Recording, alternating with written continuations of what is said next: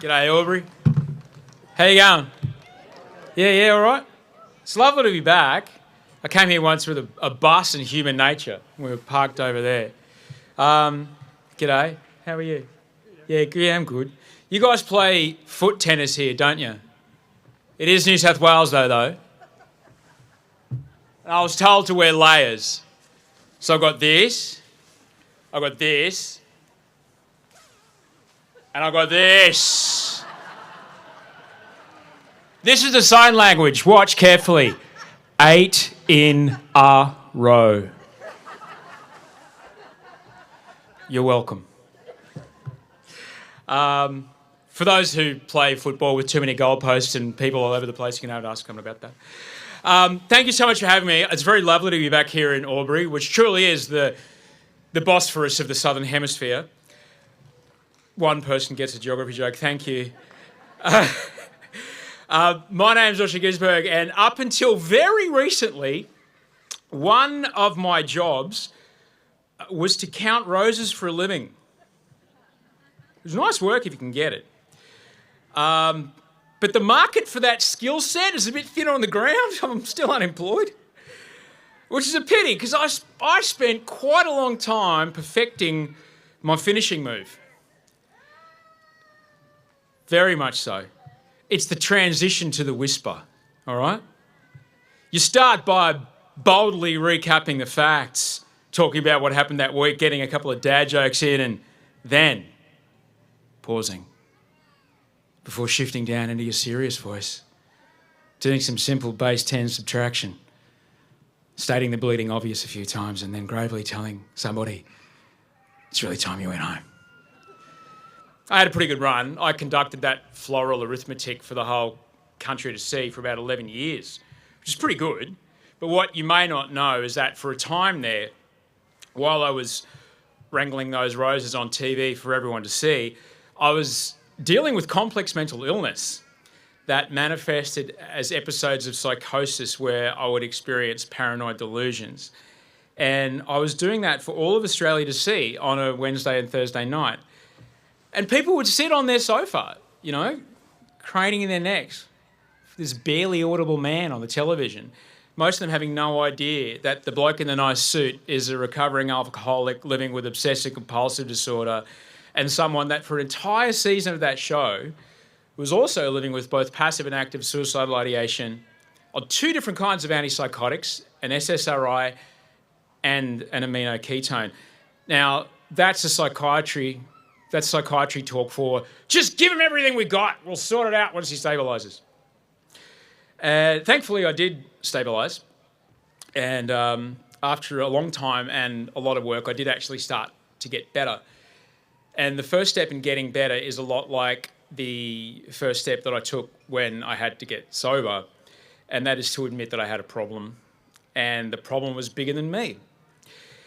And that it would take something quite a bit bigger than me and someone else's ideas that were a lot better than mine if I wanted to get out of this trap that I had found myself in. Part of that trap I did set myself, so let me tell you about how I got in there. I was quite a jumpy kid, and I grew into this enormously anxious, overweight teenager filled with body shame and punishing insecurity. Just being in my body was quite horrible. It had felt like that to be alive since I was about 8, when I first went to Weight Watchers. 8. What's going on in your 8-year-old's life? They're going to Weight Watchers. And I grew into a fat, ashamed 14-year-old. Trying to deal with this, now I'm big, was not fun. But it was around when I was about 14 that I discovered this magical remedy to all this pain. This frothy liquid that promised that if you drank it, suddenly everything would suddenly be wonderful. Not only that, but depending on the time of year, you'd be magically transported to the Whitsundays on a fishing trip with half the Queensland cricket team. Or, if it was winter time, find yourself at a barbecue with the front row and Wally Lewis from the Brisbane Broncos. So you bet I was trying to find myself in those places. Drinking, for me, was able to turn down all that pain, turn down all that discomfort, but not enough. If I just have one more, well, then it'll feel better.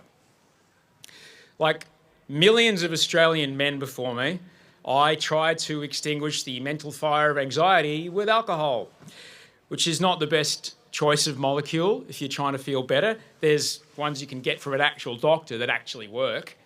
But when I was offered antidepressants for the first time by my doctor, I was about 25. When he said that, I was like, no, I'm not a loser that has to take medication just to cope.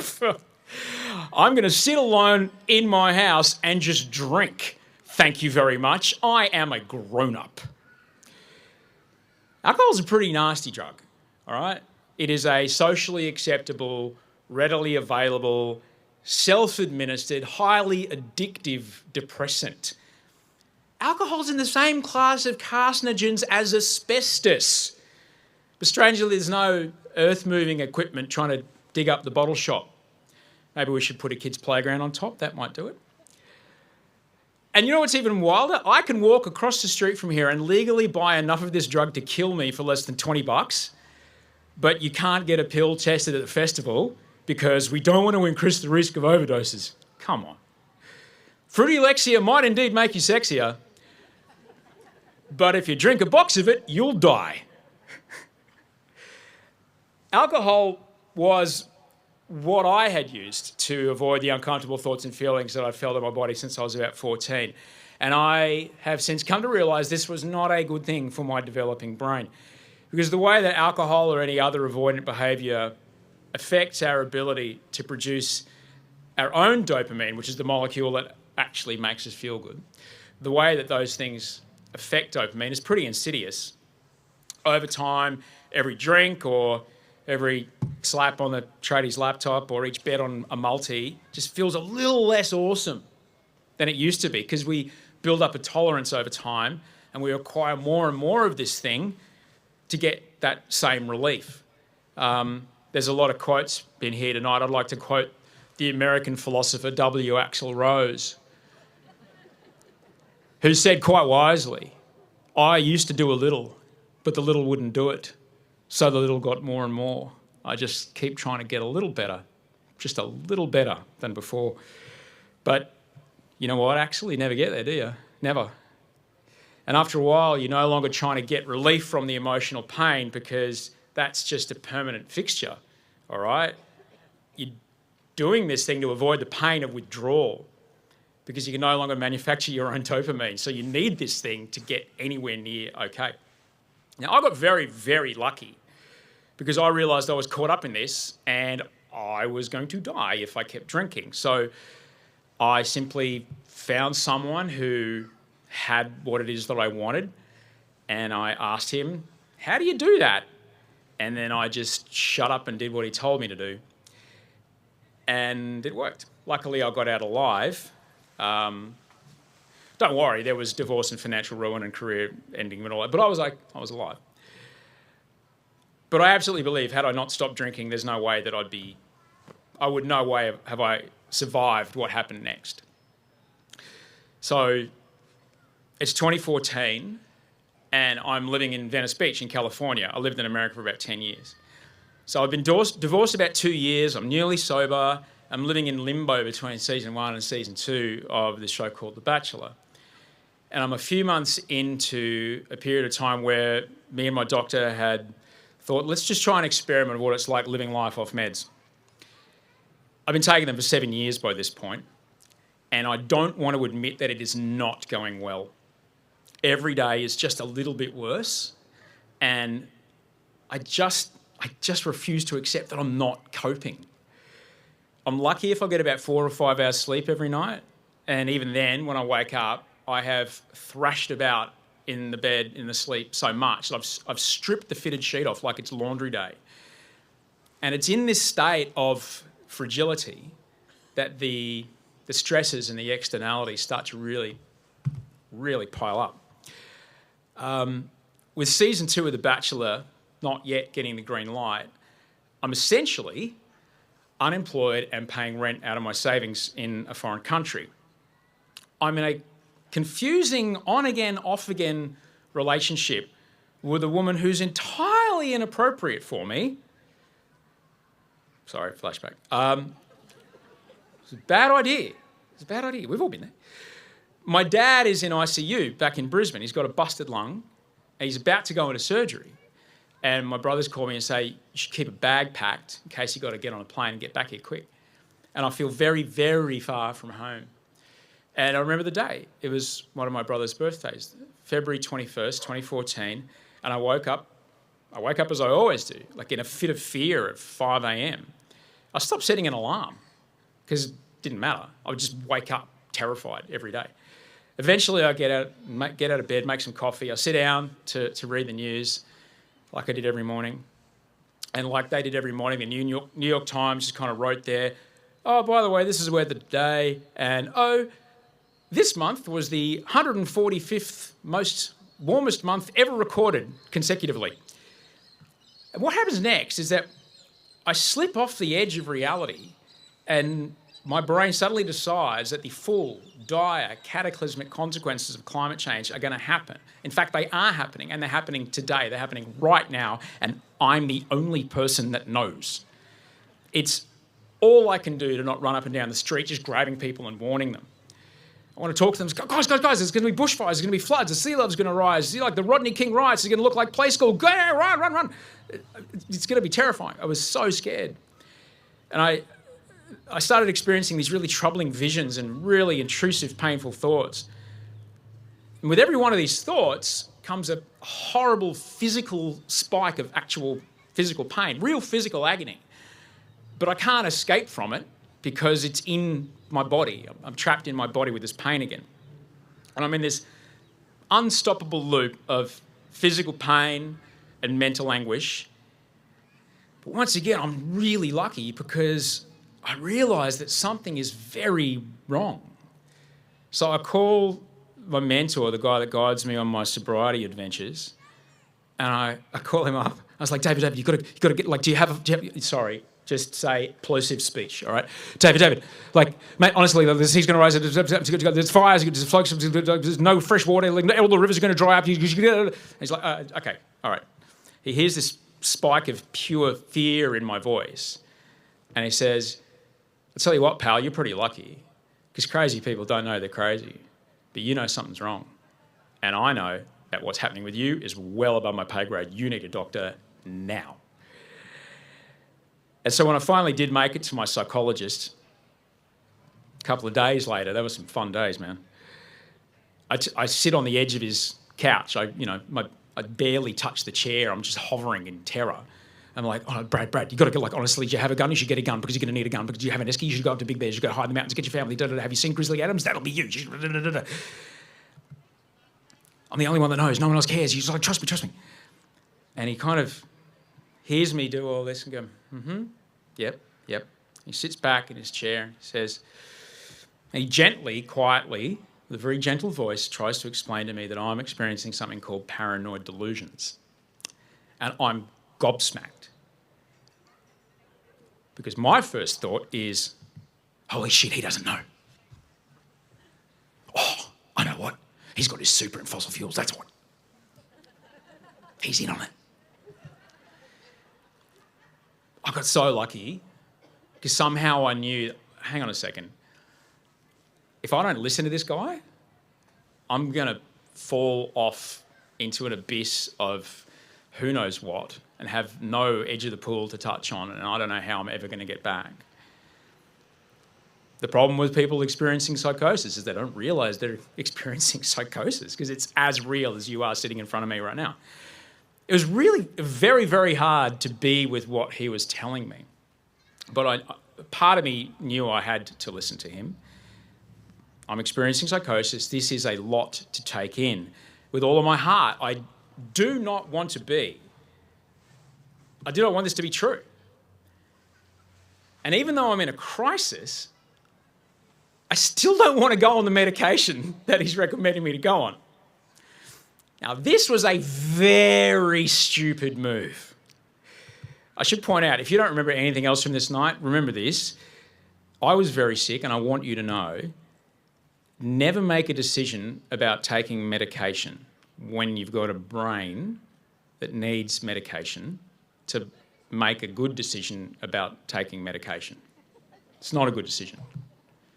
I actually wrote a song about that because you know how you can still remember the pizza song from 1988? You know the phone number, it doesn't ring anymore. No one brings a pizza, but you can remember it. So I wrote a song, and you'll never forget this. You ready, buddy? Here we go. Don't make a decision about taking medication when you got a brain that needs medication to make a good decision about taking medication. That's not a good decision. Bum, bum, ba-dum, ba-dum, bum. Oh.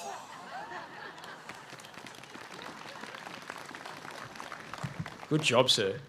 Good job. So I didn't want to take the meds like an idiot. It had to get a lot worse before I finally took those drugs, and it got so bad, so absolutely unrelenting that alone in a hotel room, a very, very long way from home, over in the Middle East, things came to a place that I'd heard about, but I'd never yet understood. I was locked away in this hotel room, literally climbing the walls, fingernails in the wall stuff, right? And I'm walking from the bed to the bathroom, just in mental anguish and profound physical pain. I'm flinching and I'm grunting like I'm being bitten by marsh flies every time one of these thoughts comes into my head. I'm shouting no really loud. I don't know what room service thought was happening in there. These ruminations of doom are just smothering over me, and they're coming thick and fast. This was happening about every 5 to 8 seconds. It was, if you've seen Fear and Loathing in Las Vegas, there's a scene where they're in backcountry. It was like that, just without the mescaline. It would not stop. Nothing I could do would make it stop. No matter how many times I wrote out on my pieces of paper and my CBT columns, no matter how many rational responses I would write down to each one of these terrifying thoughts, nothing could convince me that things would ever be different to what it was that my brain was imagining. And I'm trapped in this unstoppable loop of physical pain, mental anguish, and I was very, very frightened as how am I going to live the rest of my life if this is what it's going to be like, because this thing's not stopping. And it was at that point that the most curious thought popped into my head. It was a solution to all of this pain and this anguish, but it was a permanent solution to what was ultimately a temporary problem. But when you're that sick, you can't know that it's temporary. All I wanted was for this pain and this anguish and this horror to stop. So when this solution popped into my head, it wasn't scary. I just wanted for it to be quiet. Now, at this point in my life, I was 40, just about to turn 40. So for 40 years of my life, dying had been something I had quite actively avoided through things like seatbelts and vaccines and workplace health and safety laws and not getting a motorcycle license. I have one now. We'll talk about that later. All right? You turn 50, you buy dumb stuff. Now, instead of doing everything I could to avoid dying, and instead of the fear that had inspired every one of those self-protective choices that had kept me alive to this point, in that moment, dying felt like it wouldn't be scary at all. It would be there, waiting for me, ready to wrap me up in a plump, warm blanket plucked off the oil heater and just hold me tight in that cosy softness while all the noise and the pain and the fear just went away. It really felt like the kindest, nicest thing that I could possibly do for myself and everyone around me, and it was an idea that was seductive in how it promised tranquility and serenity. It would just make all the noise and all the pain go away, and finally I'd be able to sleep. I hadn't slept for so long. And once again, I got really lucky because I knew that something was wrong. It was like tiny... I don't know if you should sign this or not. I used to go to dance parties at the Marrickville Bowls Club. They were in the daytime. And they put black plastic on the windows so the sun wouldn't bother you. And there was little pinpricks of light, all right, in that black plastic. It was like that. And these tiny little pinpricks of light, amidst all this darkness, I was able to understand, oh, hang on, my brain's quite sick here. It's distorting reality. It's making me see stuff that's not there. It's giving me false ideas about what's actually happening because no one else is running from the fire that I'm sure is coming. That same brain was telling me ending my life was a really great idea. Death had never, ever been something that I'd wanted. So for suddenly this thing to show up as the best idea I'd ever had, it was a pretty big clue that I probably shouldn't do it because this thought is probably a distorted thought as well. Again, I got really lucky. I knew something was wrong. Eventually, I did make it to my psychiatrist and he gave me some antipsychotics. He said, just take these only when you need them. But folks, at this point, I performed the magic trick of the mentally ill as old as psychiatry itself. My doctor tells me I should take these psychotics only if I need these antipsychotics. So if I don't take them, I don't need them. Ha-ha! I'm better. Brilliant. I don't have psychosis. This, of course, was a very stupid move because I was actually experiencing episodes of psychosis. I had another appointment with this doctor who got understandably quite cross at me. It was the second time he'd yelled at me. The first time he yelled at me about alcohol. This time he yelled at me about this. I had to do the same thing with my brain that I needed to do when I knew I had to stop drinking. I had to accept that this was bigger than me and I needed something bigger than me, ideas that weren't mine, if I wanted a chance at all of getting better. So I listened to my doctors. I did what they told me, which means take the meds, do the work. Because the meds don't make it better on their own. There's a cycling race called the Tour de France. You might have heard of it. You also might have heard that sometimes cyclists in the Tour de France have a little extra help when they're trying to win, right? So if you're a pro cyclist, you can take all the EPO you want, but you've still got to pedal your ass off to get to the top of the Alpe d'Huez if you want to win the gold jersey. The drugs don't do it for you. You can take the meds, but you've got to do the work if you want anything to change. And for me, that meant exposure therapy, regular and quite extensive journaling, and very regular weekly talk therapy with a psychologist and a psychiatrist. And what do you know? It actually started to get better. It takes work, and these days I actively work at staying better. You know, I once was on the front of a magazine with a six-pack, all right? It didn't accidentally happen. It's like 10 weeks of not eating awesome stuff. You don't accidentally wander around and find yourself on top of Mount Kilimanjaro. You very actively decide to do it. Simply, you don't accidentally have good mental health. You have to actively pursue it. So I do what my doctors tell me to do. Today, I still do it.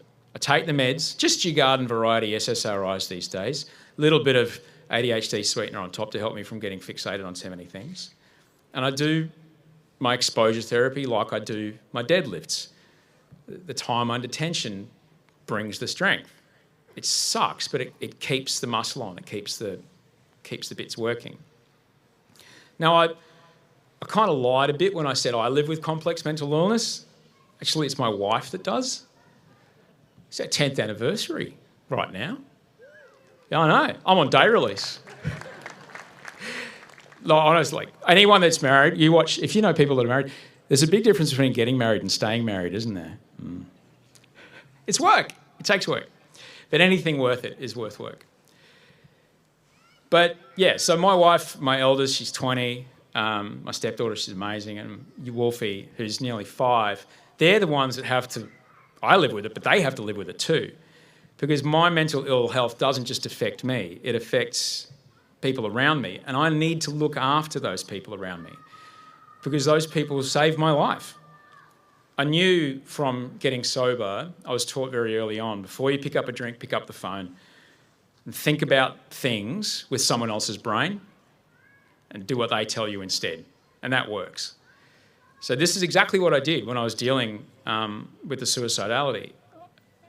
I know that if I'm not handling things, the very first thing I need to do is to call somebody And if that's impossible, say I'm on a plane or something, in my wallet, I actually keep a note that I wrote to myself.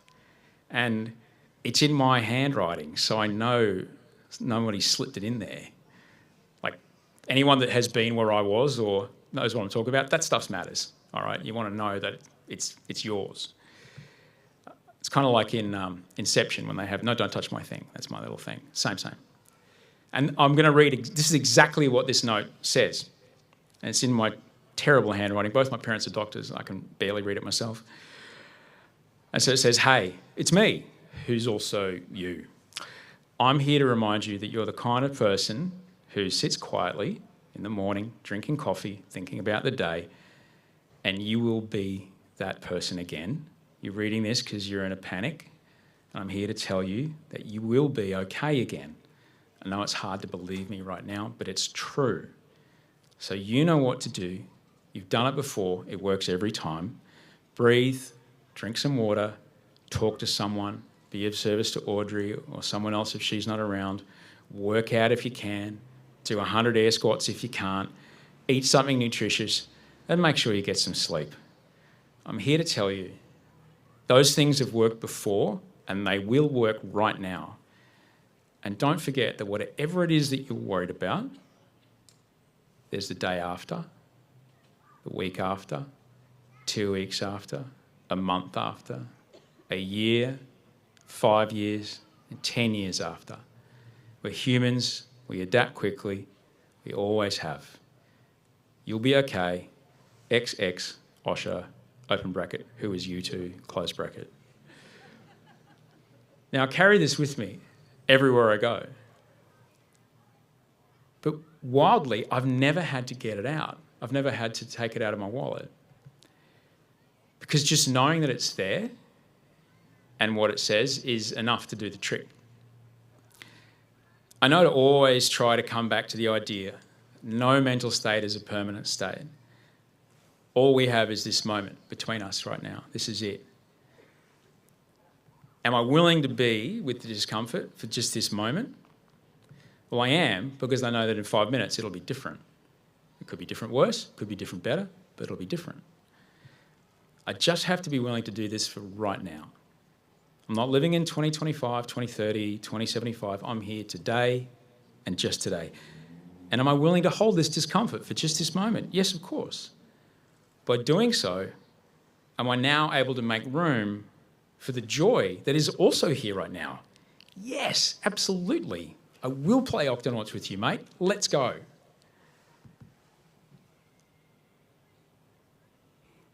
I told you I need to go get some sleep, and that's important.